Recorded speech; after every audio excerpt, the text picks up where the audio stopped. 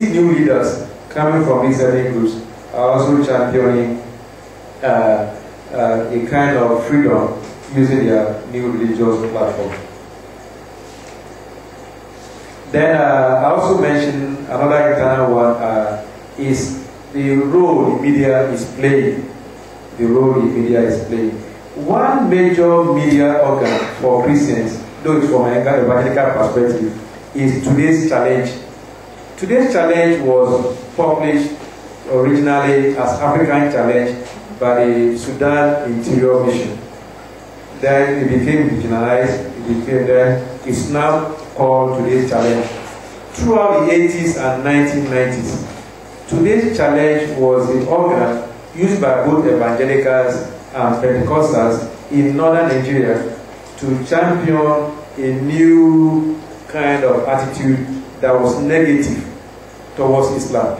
Because every form of discrimination Christians have suffered will usually be published in Today's Challenge.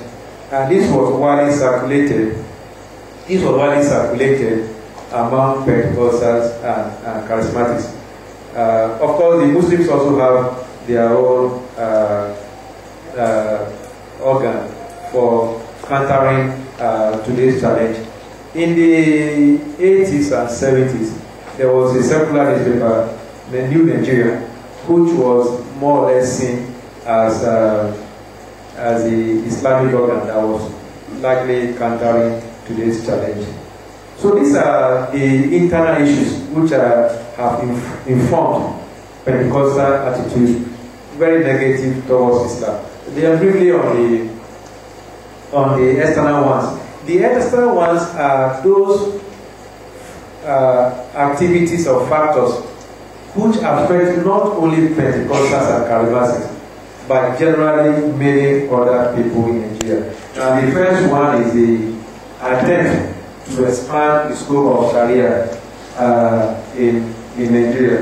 This came up first in 1977 when the country created a constituent assembly to look at the draft of a new constitution. And in that new constitution, there were provisions of creating what was called a federal Sharia court of appeal, which will move the Sharia from its jurisdiction on the state level to become a national apparatus. And this affected everyone, but it's also one of those issues that generated an attitude of Pentecostals towards Islam. Eventually, the Sharia never went through.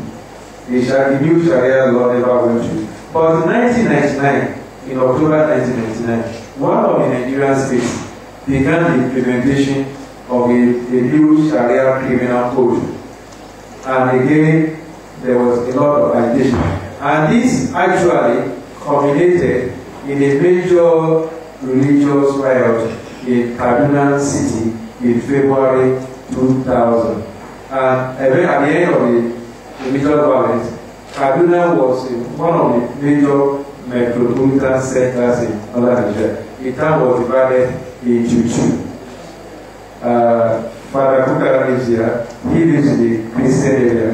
The northern part has become Islamic enclave. The southern part has. And this is partly being reflected in other Nigerian cities. Number two of those external factors is the issue of religious violence. Between 1980 and 2010, this year, there were 58 major religious violence recorded and reported in the Nigerian press. And usually when they happen, they always take front page news like this. They always take front page news. There were 58 of such. And in Jos, for example, Jos is another major town in the north. Between 1994 and 2010, there were 12 major religious violence recorded in that Jos and its environment. And when this violence happened, Protestants, Roman Catholic, and Pentecostals, they lose their churches, the community churches. But the Pentecostals tend to suffer more because their churches are usually built in the suburbs on the fringes of the two communities. So they have bore the brunt of most of these religious violence. And this also has shaped their attitude towards Islam.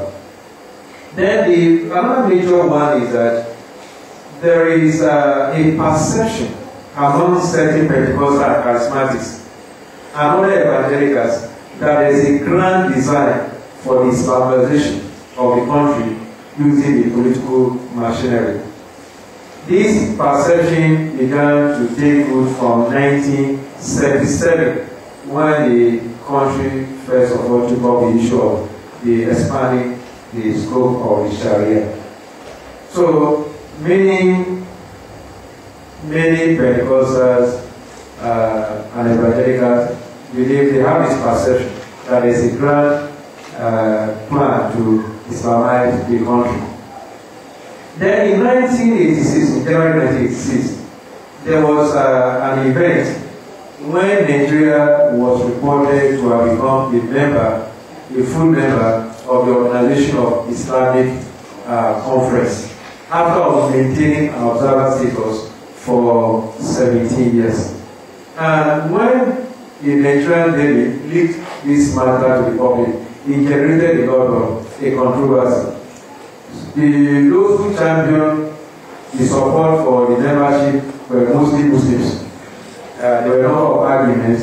Those who championed the withdrawal of Nigeria from membership were mostly Christians. But what was very instrumental and very interesting here was that the second in command in the government at that time, the B2PW, who was a Christian, said that he never knew about the matter, that the matter was never discussed at the Federal Military Council. So that kept on to reinforce the perception of the Bengal that there was a grand plan. Because how could such a decision be taken without the second in command in the government, who was a Christian, ever knowing about that? Then the last one I would just mention are the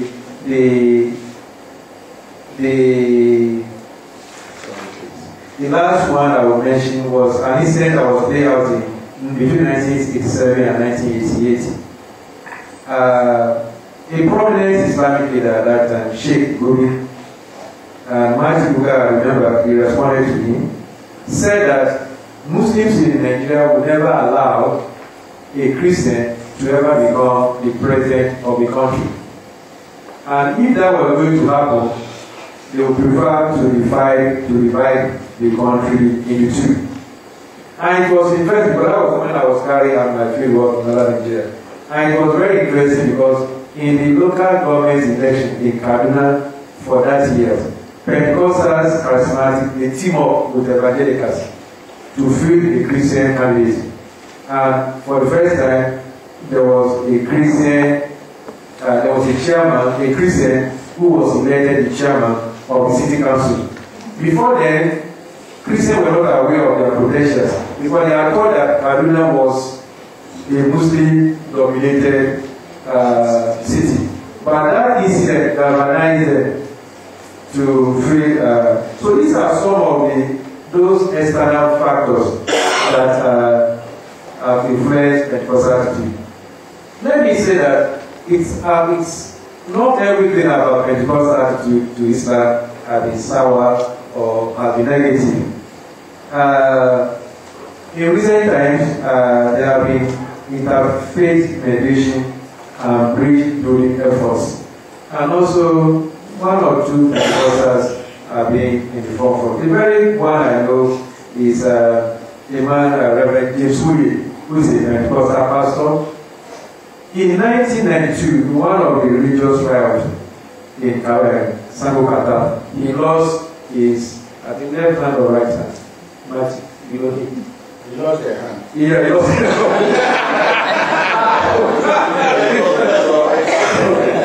So, yeah, right. That is right. He lost the right hand. Left.